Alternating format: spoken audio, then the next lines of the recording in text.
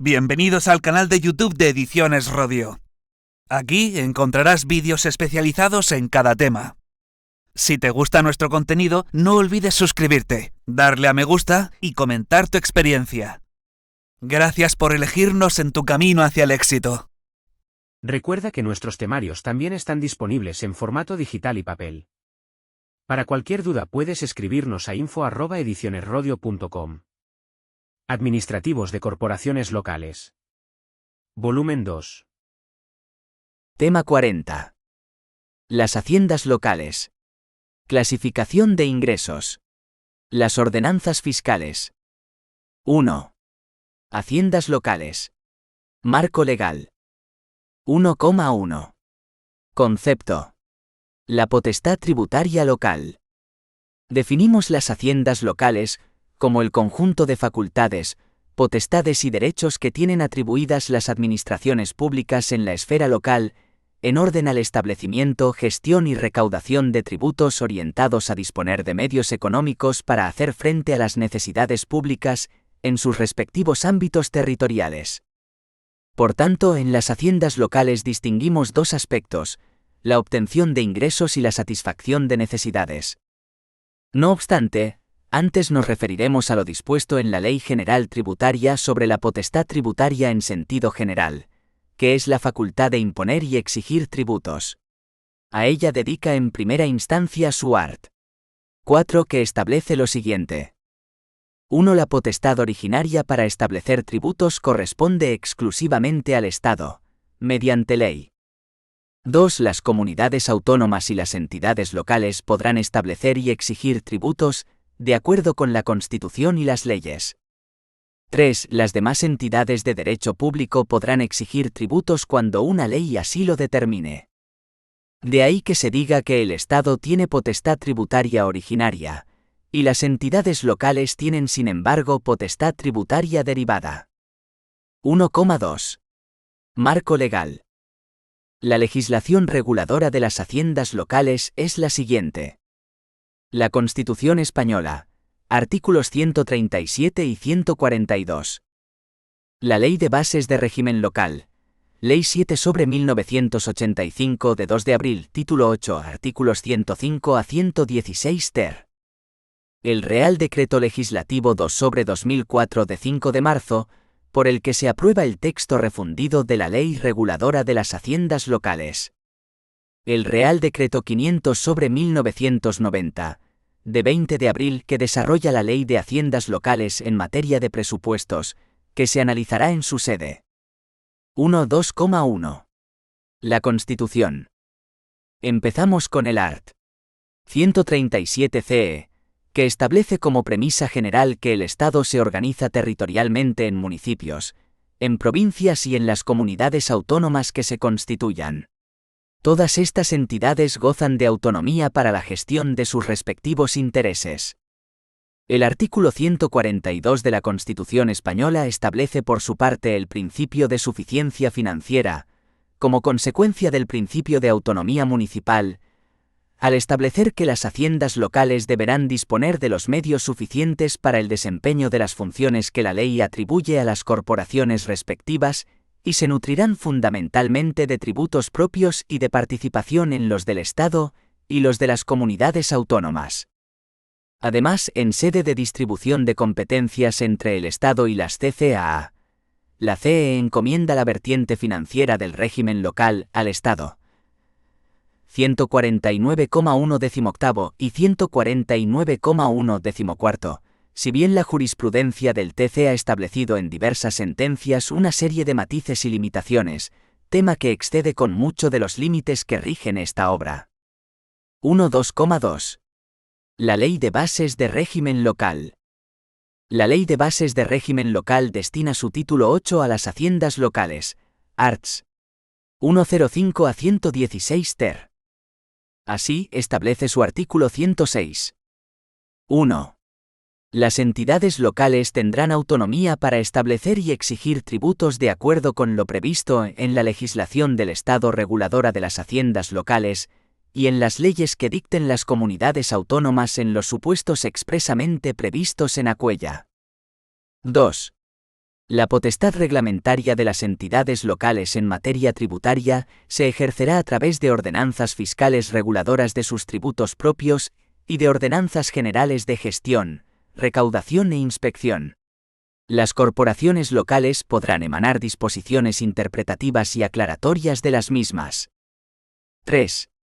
Es competencia de las entidades locales la gestión, recaudación e inspección de sus tributos propios, sin perjuicio de las delegaciones que puedan otorgar a favor de las entidades locales de ámbito superior o de las respectivas comunidades autónomas, y de las fórmulas de colaboración con otras entidades locales, con las comunidades autónomas o con el Estado de acuerdo con lo que establezca la legislación del Estado.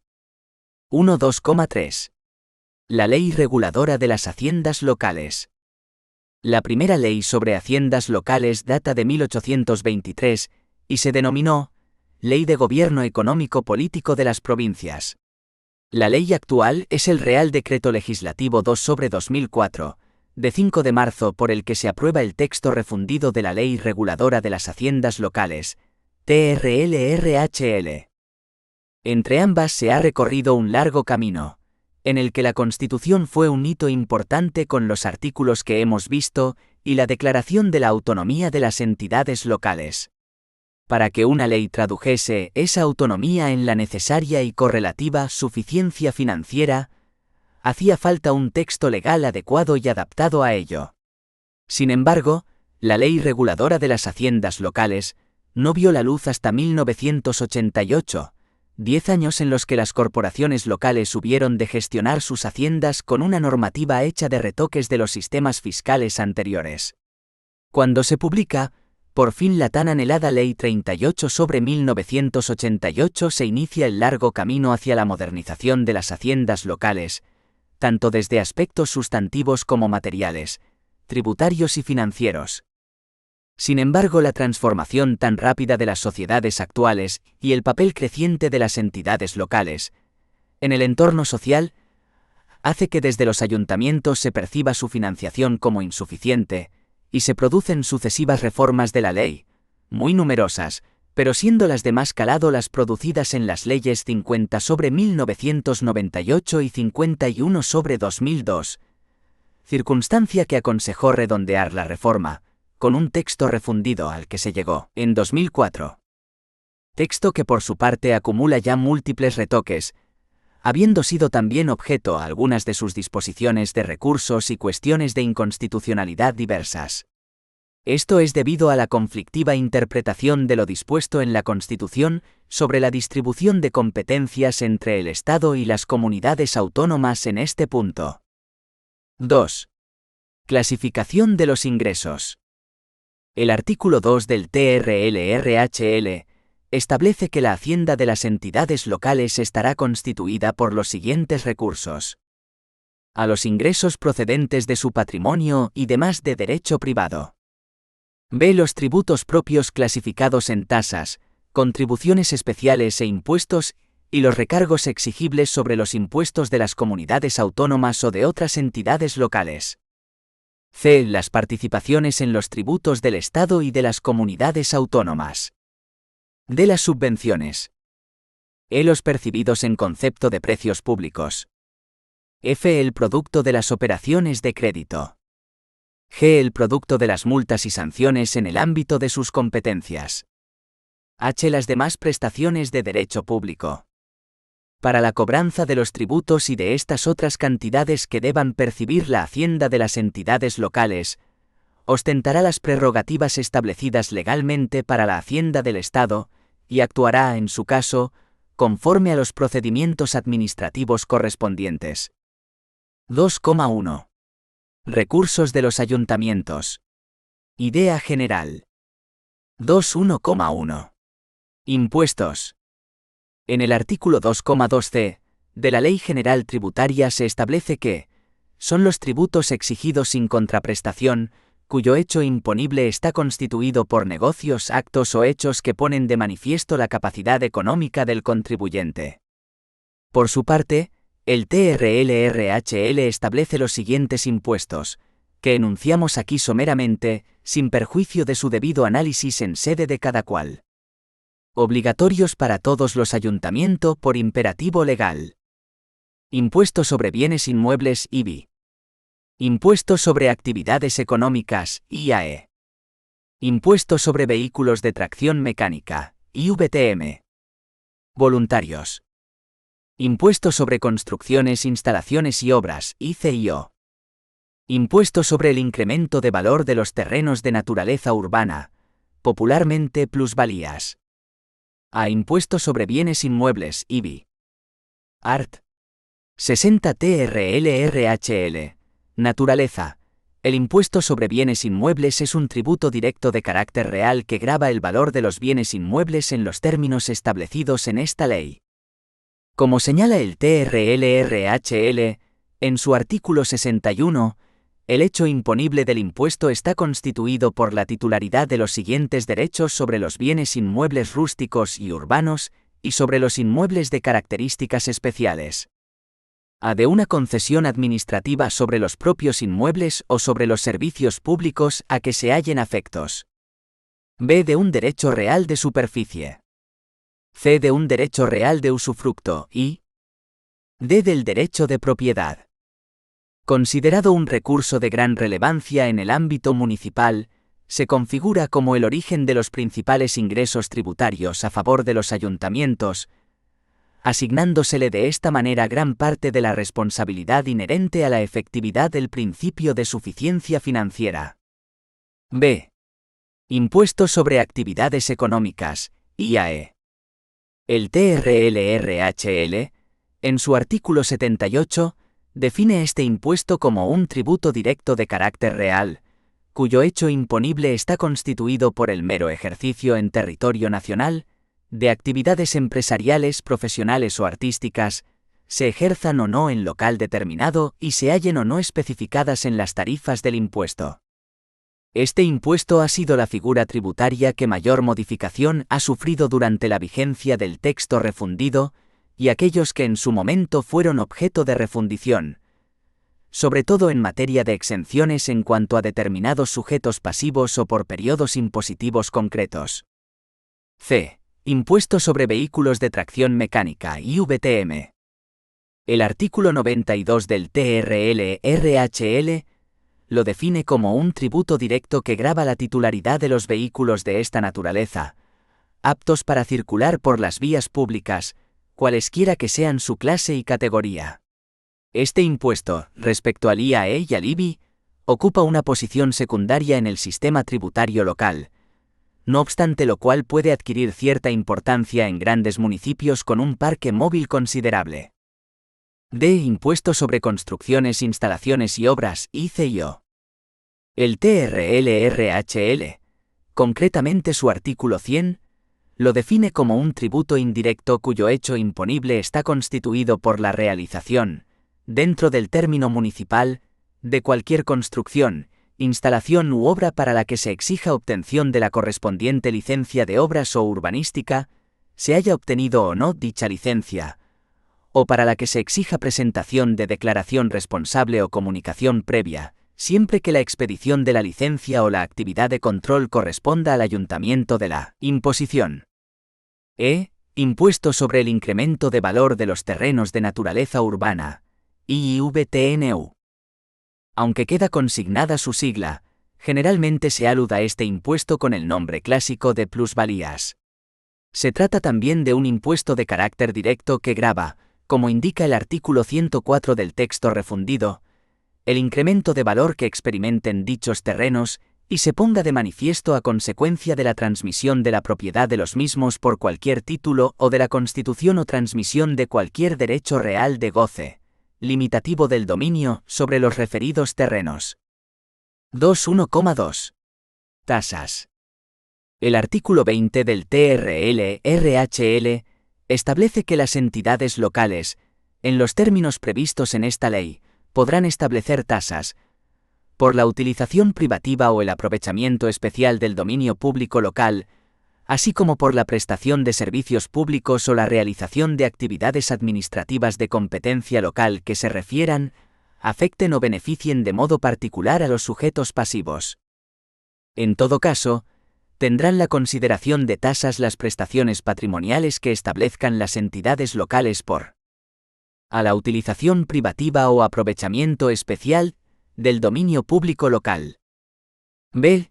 La prestación de un servicio o la realización de una actividad administrativa en régimen de derecho público de competencia local que se refiera, afecte o beneficie de modo particular al sujeto pasivo, cuando se produzca cualquiera de las circunstancias siguientes.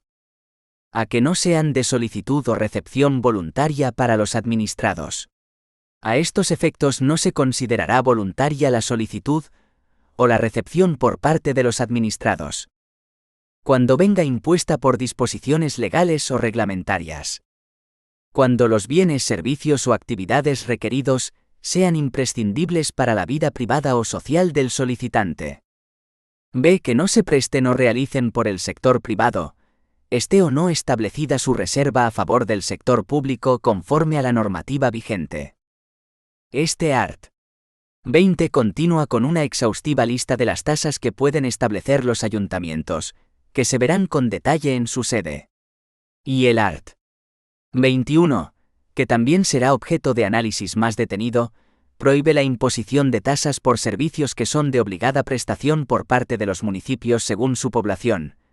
Abastecimiento de aguas, alumbrado público, protección civil, limpieza de la vía pública y enseñanza en los niveles obligatorios.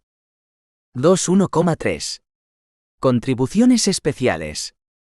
Según el artículo 28 TRL-RHL, constituye el hecho imponible de las contribuciones especiales, la obtención por el sujeto pasivo de un beneficio o de un aumento de valor de sus bienes, como consecuencia de la realización de obras públicas o del establecimiento o ampliación de servicios públicos, de carácter local por las entidades locales.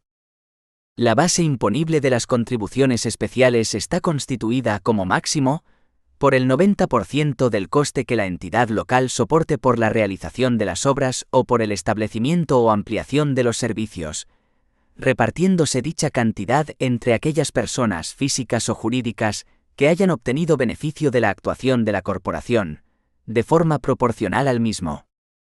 Se trata de un tributo de carácter finalista destinado a costear los gastos de inversión en la mejora o ampliación de los servicios públicos, o bien los gastos de establecimiento de un servicio nuevo, siempre que se den las circunstancias generadoras del hecho imponible.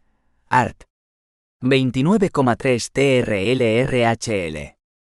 2.1,4.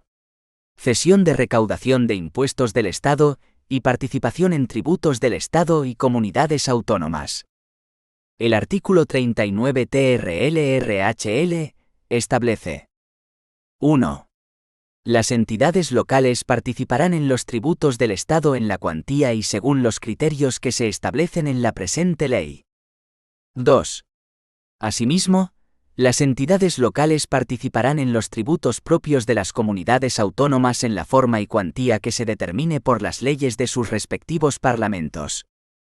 Antes de la refundición, la Ley 51/2002, de 27 de diciembre, de reforma de la Ley 39/1988, de 28 de diciembre, reguladora de las haciendas locales, incorporó esta fuente de ingresos como integrante del nuevo sistema de financiación de las entidades locales consecuencia de su participación en los tributos del Estado, adquiriendo la misma la condición de ingreso de naturaleza tributaria. El texto refundido dedica a esta particular fuente de ingresos de las corporaciones locales el capítulo 3, Cesión de recaudación de impuestos del Estado, de su título 2, con 2 secciones y los artículos 111 a 117, así como el correlativo capítulo 4, Participación de los municipios en los tributos del Estado, también con 3 secciones y los arts.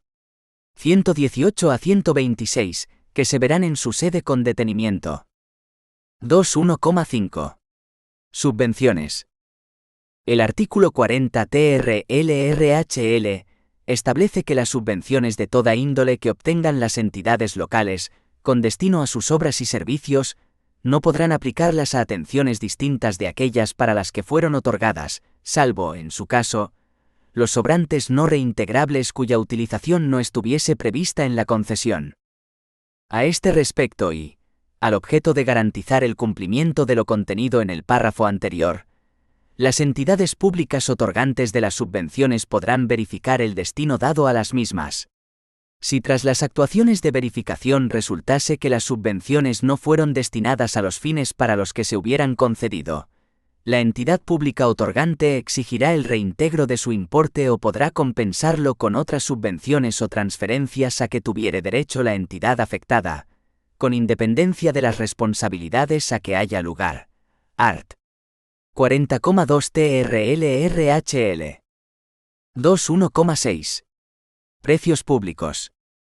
El artículo 41 TRLRHL establece que las entidades locales podrán establecer precios públicos por la prestación de servicios o la realización de actividades de la competencia de la entidad local, siempre que no concurra ninguna de las circunstancias especificadas en el art. 201b de esta ley, es decir, siempre que no concurran las condiciones para imponer una tasa. 2.1,7. Ingresos de derecho privado.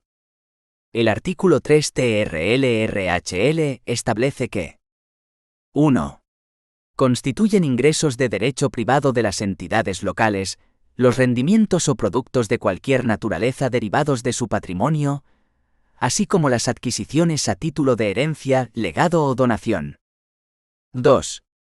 A estos efectos, se considerará patrimonio de las entidades locales, el constituido por los bienes de su propiedad, así como por los derechos reales o personales de que sean titulares, susceptibles de valoración económica siempre que unos y otros no se hallen afectos al uso o servicio público. 3. En ningún caso tendrán la consideración de ingresos de derecho privado los que procedan, por cualquier concepto, de los bienes de dominio público local. 4.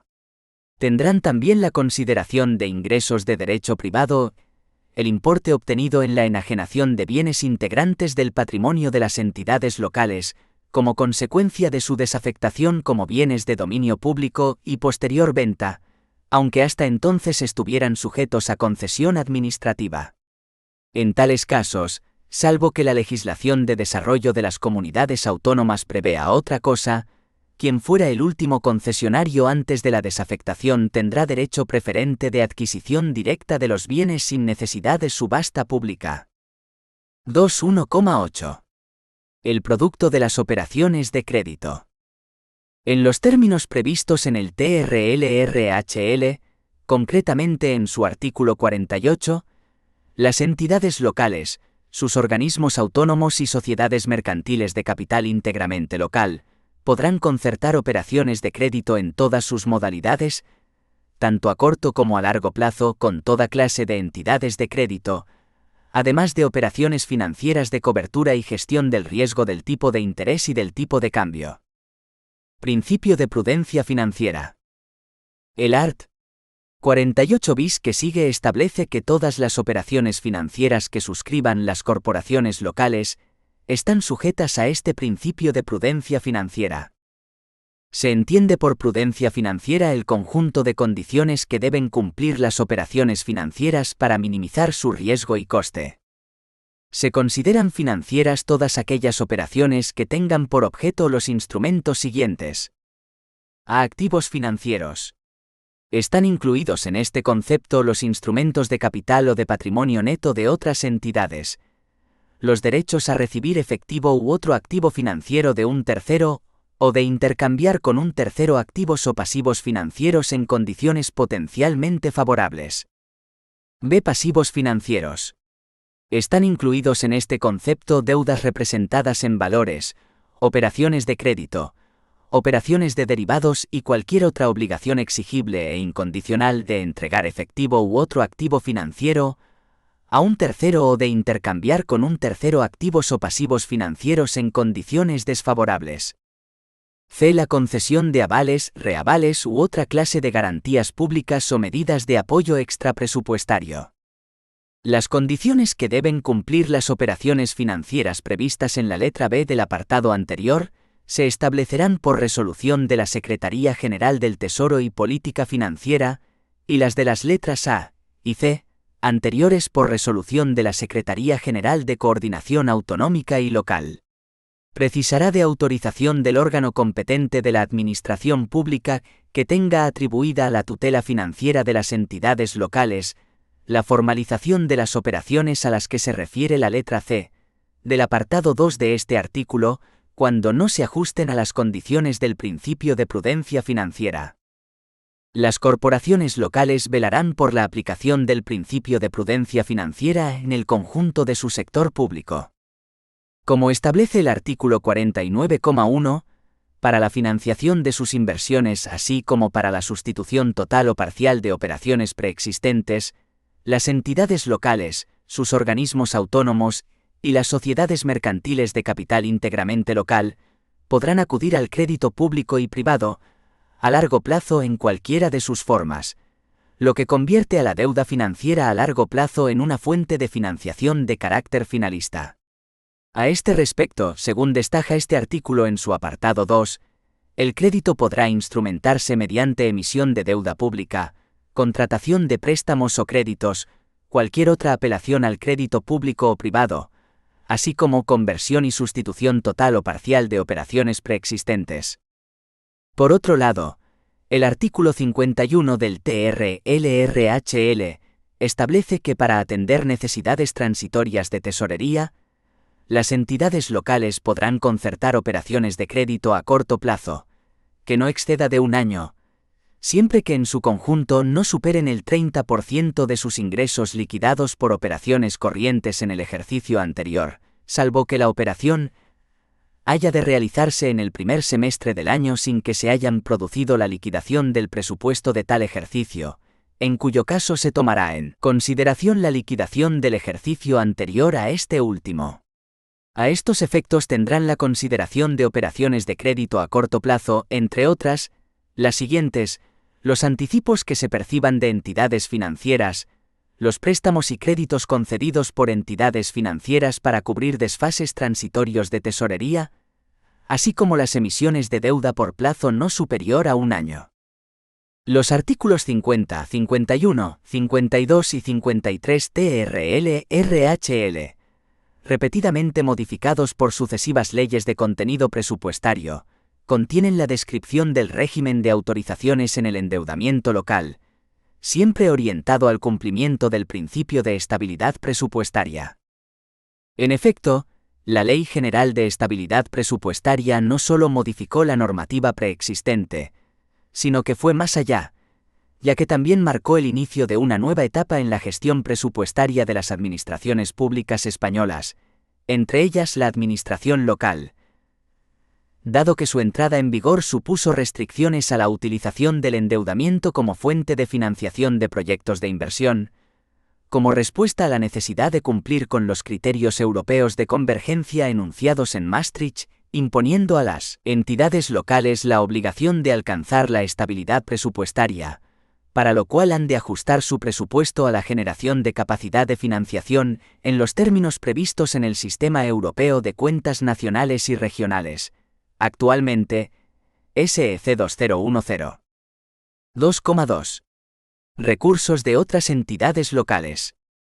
Una vez analizadas las principales figuras de las que se nutren los ingresos de los ayuntamientos, debemos hacer una somera referencia a los ingresos que con carácter específico el TRLRHL establece para otros entes locales y que se recogen en sus títulos 3, recursos de las provincias, y título IV, recursos de otras entidades locales. 2.2,1. Recursos de las provincias. El artículo 131 del TRLRHL establece que la hacienda de las provincias estará constituida por los recursos expresados en su artículo 2, en los términos y con las especialidades que se recogen en el resto de la ley. Así, las diputaciones provinciales podrán establecer y exigir tasas por la prestación de servicios o la realización de actividades de su competencia, y por la utilización privativa o el aprovechamiento especial de bienes del dominio público provincial. Las diputaciones provinciales seguirán editando y publicando el Boletín Oficial de la provincia, pudiendo a tal efecto establecer y exigir tasas y precios por la inserción de anuncios y edictos, y la suscripción y venta de ejemplares. Las diputaciones provinciales podrán establecer y exigir contribuciones especiales por la realización de obras o por el establecimiento o ampliación de servicios. Aunque sin ninguna duda el ingreso de naturaleza tributaria de las diputaciones provinciales, en el diseño inicial de la ley era el recargo de las provincias sobre el impuesto sobre actividades económicas, dicho recargo se exigirá a los mismos sujetos pasivos y en los mismos casos contemplados en la normativa reguladora del impuesto, y consistirá en un porcentaje único que recaerá sobre las cuotas municipales modificadas por la aplicación del coeficiente de ponderación previsto en el artículo 86 de esta ley, y su tipo no podrá ser superior al 40%. La gestión del recargo se llevará a cabo, juntamente con el impuesto sobre el que recae por la entidad que tenga atribuida la gestión de este. Por su parte, la provincia está facultada igualmente para participar en la cesión de recaudación de impuestos del Estado, y a la regulación de este recurso dedica el TRLRHL sus artículos 135 a 139. El primero establece que con el alcance y condiciones establecidas en este capítulo, se cede en la proporción establecida en el artículo 136, el rendimiento obtenido por el Estado en los impuestos relacionados en aquel, en favor de las provincias así como de las comunidades autónomas uniprovinciales que, a la entrada en vigor de esta ley, no hubiesen integrado su participación en tributos del Estado, como entidad análoga a las provincias en la que les pudiere corresponder con arreglo a su naturaleza institucional como comunidad autónoma. Otro recurso que el TRLRHL contempla para las provincias es su participación en los tributos del Estado, dedicando a ello sus arts. 140 a 146, divididos entre tres secciones: participación en el Fondo Complementario de Financiación, financiación de la asistencia sanitaria y participación del resto de provincias y entes asimilados. También contempla la posibilidad de que las provincias puedan acceder a subvenciones. El art. 147 TRLRHL establece que se comprenderán entre las subvenciones acordadas por el Estado y las comunidades autónomas, conforme al artículo 40 de esta ley, en favor de las diputaciones, las destinadas a financiar los planes provinciales de cooperación a las obras y servicios de competencia municipal, a que se refiere el artículo 36,2 LBRL. Participan de la naturaleza de las subvenciones las participaciones que las diputaciones provinciales tienen actualmente en las apuestas mutuas deportivas del Estado. Y el siguiente art. 148 establece la posibilidad de que las provincias puedan establecer y exigir precios públicos por la prestación de servicios o la realización de actividades de su competencia, según las normas contenidas en el capítulo 6 del título ITRLRHL. Finalmente, el art. 149 regula otros posibles recursos. 1. Cuando las diputaciones provinciales gestionen servicios propios de las comunidades autónomas, éstas, de acuerdo con su legislación, podrán fijar módulos de funcionamiento y financiación y niveles de rendimiento mínimo, otorgando al respecto las correspondientes dotaciones económicas. Las diputaciones provinciales podrán mejorar estos módulos y niveles utilizando sus propias disponibilidades presupuestarias. 2.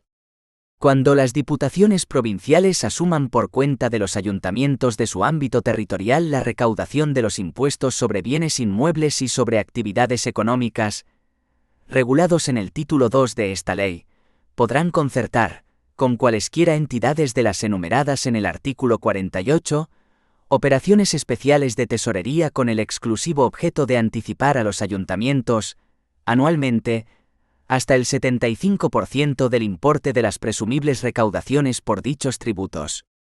Estas operaciones deberán quedar canceladas antes de finalizar cada ejercicio. No deberán suponer carga financiera alguna para las diputaciones y no se computarán a los efectos de los límites previstos en los artículos 51, 52 y 53 TRLRHL. 2.2,2. Recursos de otras entidades locales supramunicipales. A normas comunes. Constituyen recursos de las entidades supramunicipales los previstos en sus respectivas normas de creación y los establecidos en esta ley, y en las disposiciones que la desarrollen, siendo de aplicación a las entidades supramunicipales, lo dispuesto en esta ley respecto de los recursos de los ayuntamientos, con las especialidades que procedan en cada caso. En los supuestos de establecimiento de contribuciones especiales por las entidades supramunicipales con motivo de la realización de obras o del establecimiento o ampliación de servicios que afecten a uno o varios términos municipales, el órgano superior de gobierno de aquellas, al determinar las zonas afectadas por la obra, o concretar el beneficio especial que representa para cada una de dichas zonas, podrá distinguir entre el interés directo de los contribuyentes y el que sea común en un término municipal o en varios. En este caso, los ayuntamientos afectados que estén integrados en dichas entidades tendrán el carácter de contribuyente, al objeto del pago de las cuotas individuales correspondientes que serán recaudadas por aquellos, de acuerdo con las normas reguladoras de este tributo municipal. Las cuotas señaladas a los ayuntamientos, en calidad de contribuyentes, serán compatibles con las que los propios ayuntamientos puedan imponer con motivo de los gastos ocasionados por las subvenciones, auxilios o cualquier otra forma de cooperación que hayan prestado a las obras públicas, instalaciones o servicios de las entidades a que pertenezcan. Por último, las comarcas, áreas metropolitanas, entidades municipales asociativas y demás entidades supramunicipales podrán establecer y exigir tasas, contribuciones especiales y precios públicos, es decir, ingresos tributarios, de conformidad con lo previsto en sus respectivas normas de creación y en los términos establecidos en esta ley y disposiciones que la desarrollen. El régimen financiero de las entidades supramunicipales no alterará el propio de los ayuntamientos que las integren. B. Recursos de las áreas metropolitanas. Las áreas metropolitanas podrán contar con los siguientes recursos. A. Podrán establecer un recargo sobre el impuesto sobre bienes inmuebles, sitos en el territorio de la entidad. Dicho recargo se exigirá a los mismos sujetos pasivos, y en los mismos casos contemplados en la normativa reguladora de este impuesto, y consistirá en un porcentaje único que recaerá sobre la base imponible de este, y su tipo no podrá ser superior al 0,2%. B. Las subvenciones de carácter finalista que se podrán fijar en los presupuestos generales del Estado, para la financiación de aquellos servicios específicos que constituyan el objeto de las áreas metropolitanas, y cuya cuantía, perceptor y forma de distribución se determina anualmente. C. Recursos de mancomunidades y otras entidades asociativas. Las mancomunidades y demás entidades municipales asociativas dispondrán, además de los recursos citados en el artículo 151, de las aportaciones de los municipios que integren u formen parte de aquellas, determinadas de acuerdo con lo establecido en los estatutos de creación respectivos. D. Recursos de las comarcas. En cuanto a las comarcas, no podrán exigir ninguno de los impuestos y recargos regulados en esta ley, ni percibir participación en los tributos del Estado. Las leyes de las comunidades autónomas que, de acuerdo con lo dispuesto en sus estatutos, creen en su territorio comarcas u otras entidades que agrupen varios municipios, determinarán los recursos económicos que se les asignen. 3. Breve consideración sobre las ordenanzas fiscales. La imposición y ordenación de tributos locales se plasma en una ordenanza de tipo o naturaleza fiscal, la cual deberá contener los datos esenciales del tributo en cuestión: hecho imponible, sujeto pasivo, base imponible y liquidable, tipos, etc. Se trata de un tipo particular de ordenanza municipal, por lo que la ley la contempla con cierto detenimiento, estableciendo los pormenores de su tramitación y elaboración, que se atendrá a lo establecido en los artículos 15 a 19 TRL-RHL, que conforman la sección segunda, Imposición y ordenación de tributos locales, del capítulo 3, Tributos de su título I, Recursos de las haciendas locales. Aspectos generales.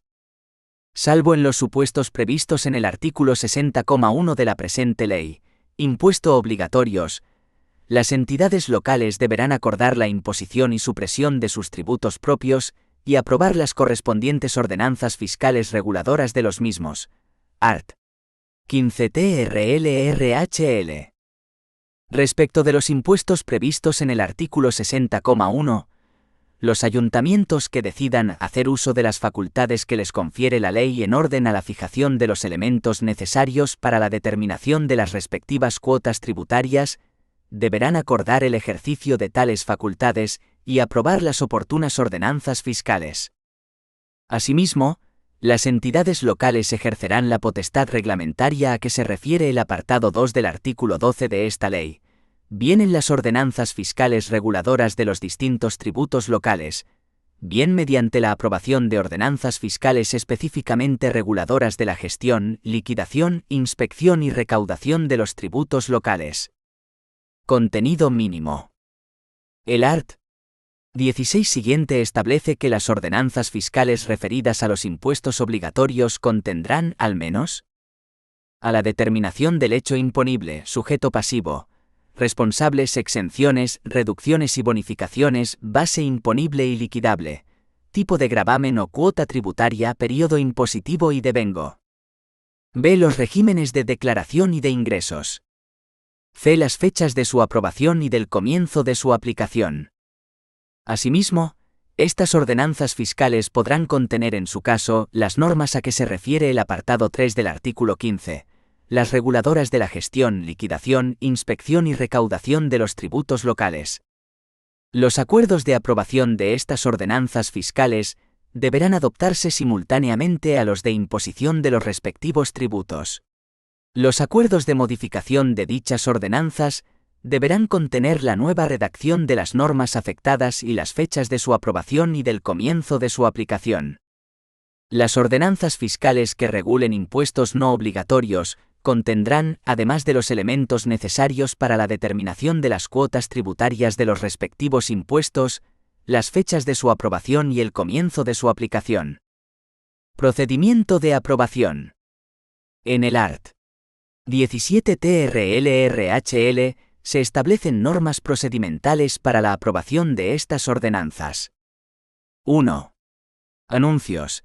Los acuerdos provisionales adoptados por las corporaciones locales para el establecimiento, supresión y ordenación de tributos y para la fijación de los elementos necesarios en orden a la determinación de las respectivas cuotas tributarias, así como las aprobaciones y modificaciones de las correspondientes ordenanzas fiscales, se expondrán en el tablón de anuncios de la entidad durante 30 días, como mínimo, dentro de los cuales los interesados podrán examinar el expediente y presentar las reclamaciones que estimen oportunas. El art. 18 que sigue determina quiénes tienen la consideración de interesado a los efectos de este apartado. A los que tuvieran un interés directo o resulten afectados por tales acuerdos. B. Los colegios oficiales, cámaras oficiales, asociaciones y demás entidades legalmente constituidas para velar por los intereses profesionales, económicos o vecinales, cuando actúen en defensa de los que les son propios. 2. Publicidad. Las entidades locales publicarán en todo caso los anuncios de exposición en el Boletín Oficial de la provincia, o en su caso en el de la comunidad autónoma uniprovincial. Las diputaciones provinciales, los órganos de gobierno de las entidades supramunicipales y los ayuntamientos de población superior a 10.000 habitantes deberán publicarlos, además, en un diario de los de mayor difusión de la provincia o de la comunidad autónoma uniprovincial. 3. Aprobación del texto definitivo. Finalizado el período de exposición pública, las corporaciones locales adoptarán los acuerdos definitivos que procedan, resolviendo las reclamaciones que se hubieran presentado y aprobando la redacción definitiva de la ordenanza, su derogación o las modificaciones a que se refiera el acuerdo provisional. En el caso de que no se hubieran presentado reclamaciones, se entenderá definitivamente aprobado el acuerdo, hasta entonces provisional, sin necesidad de acuerdo plenario. El art. 47 LBRL establece en este punto que en la votación para la aprobación de las ordenanzas fiscales, para las que anteriormente se exigía la mayoría absoluta, se requerirá para entenderlas aprobadas o promulgadas, mayoría simple, que es la regla general. 4. Publicación y entrada en vigor. En todo caso, estos acuerdos definitivos, incluyendo los provisionales elevados automáticamente a tal categoría, y el texto íntegro de las ordenanzas o de sus modificaciones, habrán de ser publicados en el Boletín Oficial de la provincia o, en su caso, de la comunidad autónoma uniprovincial, sin que entren en vigor hasta que se haya llevado a cabo dicha publicación. 5. Edición y copias. Las diputaciones provinciales, consejos, cabildos insulares y, en todo caso, las demás entidades locales cuando su población sea superior a 20.000 habitantes, editarán el texto íntegro de las ordenanzas fiscales reguladoras de sus tributos dentro del primer cuatrimestre del ejercicio económico correspondiente. En todo caso, las entidades locales habrán de expedir copias de las ordenanzas fiscales a quienes las demanden. Vigencia, recursos y reformas. Para terminar, el art. 19 dispone que las ordenanzas fiscales de las entidades locales, una vez aprobadas definitivamente, regirán durante el plazo determinado o indefinido previsto en las mismas, sin que quepa contra ellas otro recurso que el contencioso administrativo, que se podrá interponer a partir de su publicación en el Boletín Oficial de la provincia o, en su caso, de la comunidad autónoma uniprovincial, en la forma y plazos que establecen las normas reguladoras de dicha jurisdicción. Si por resolución judicial firme resultaran anulados o modificados los acuerdos locales o el texto de las ordenanzas fiscales, la entidad local vendrá obligada a adecuar a los términos de la sentencia todas las actuaciones que lleve a cabo con posterioridad a la fecha en que aquella le sea notificada.